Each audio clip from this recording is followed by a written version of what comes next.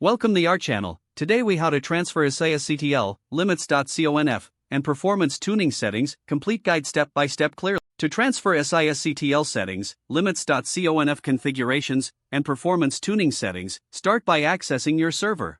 Log into your server using SSH with appropriate user credentials. Open the terminal on your local machine for running commands. First, back up your current Sysctl settings by executing the command sudo cp/etc/sysctl.conf/etc. Next, check your current Sysctl settings by running sudo sysctl. Now, to export your Sysctl settings, use the command sudo cat/etc/sysctl.conf/sysctl_. You will find this file in your current directory.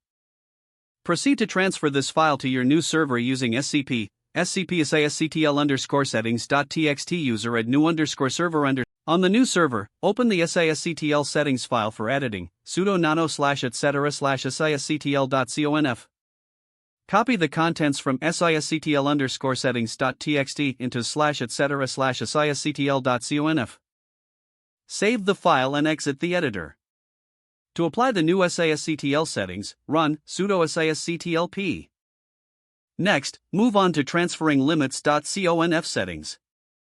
Begin by backing up your existing limits.conf file with sudo cp/etc/security/limits.conf/etc/. Export your limits.conf settings with sudo cat/etc/security/limits.conf limits_conf.t. Transfer limits_conf.txt to the new server using scp limits_conf.txt user add new. Access the new server and open the limits.conf file for editing, sudo nano/etc/security/limits.conf.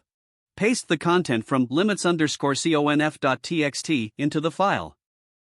Save the changes and exit the editor. Next, address the performance tuning settings. Start by identifying the current tuning configurations in use. This may vary based on the application and workload you're handling. If you have specific performance tuning settings documented, gather them in a file. Transfer this file using scp tuning_settings.txt user add new. On the new server, review and implement the performance tuning settings as needed.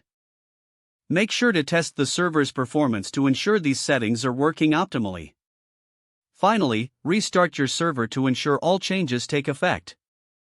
Monitor the server for any anomalies or performance issues following the restart. Don't forget to like this video and subscribe to our channel for more step-by-step tech guides.